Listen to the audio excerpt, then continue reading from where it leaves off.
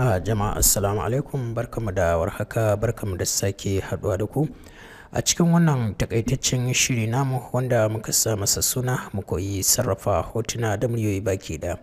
A sanin kowa ne idan har muka fara darasi to mukan kawo software mabambanta waɗanda muka san wani abu a kansu mu ƙara maimaita darasin akan wata software ɗin kamar yadda za ka yi amfani da shi. A yau ina so zan yi magana akan yadda za ka yi amfani da sample ne hailon kamar yadda na yi magana akan FL Studio, to yadda za ka yi amfani da sample akan LMS shine nake so zan yi magana akai. Da farko LMS tana da bambanci kaɗan da FL Studio.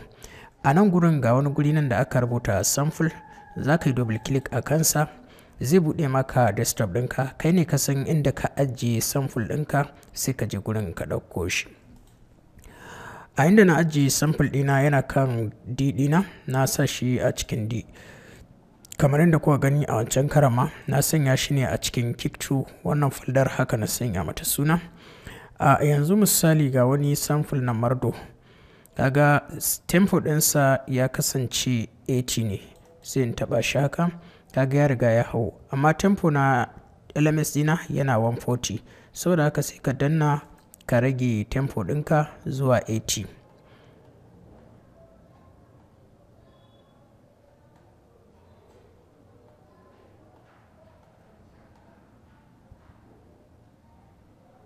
Yawwa, tempo ya koma 80 na LMS kamar yadda kuka gani, sai ka kunna.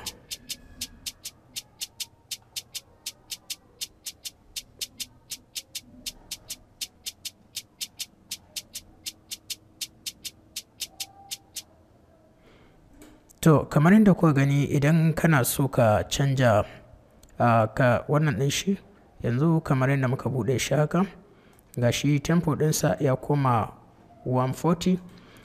To idan kana son ka ƙara volume ɗinsa za ka iya taɓa haka, za ku ji ya fito sosai. Idan kana kuma buƙatar ya riƙa repeat ne kamar yadda kake so, za ka taɓa wannan icon ɗin, zai baka wannan, sai ka danne mouse ɗinka da ɓangaren dama sai ka ja, zai baka iya gurin. Misali sai ka ci gaba da kunna. Ya danganta da duk sample ɗin da kake da su akan LMS ɗinka, wanda za ka iya shiga ka ɗauko wasu kaɗe-kaɗe da za ka ƙara da su. Misali kamar da na gaya muku, ita ma LMS tana nan kamar FL Studio ne, ita ma za ka iya amfani da sequence ka haɗa kiɗa ba sai ka buga ba, so ita ma ana iya yi mata haka.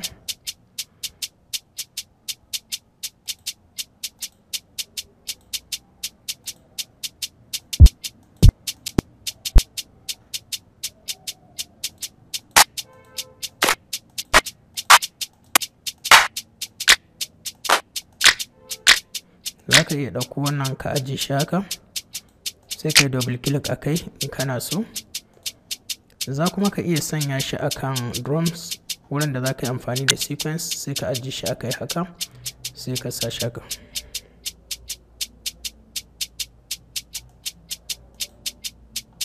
In ka sa shi za ka ja shi haka a kai ne. Yawwa, a ga yadda take.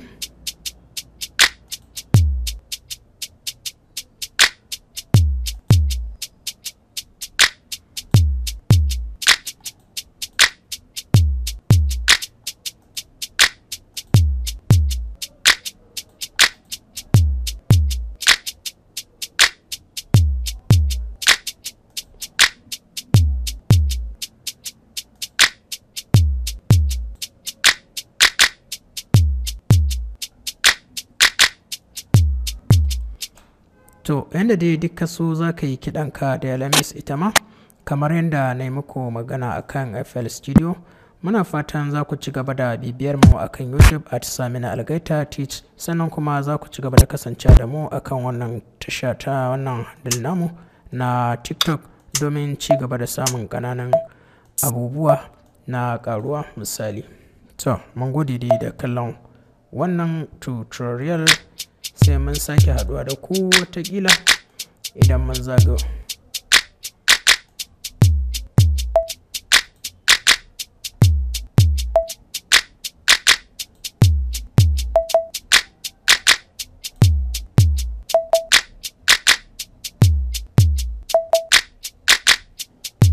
To sai mun sake haɗuwa da ku iya inda za mu dakata kenan, sai kuma mun sake zagayowa a zagaye na gaba. Mun gode.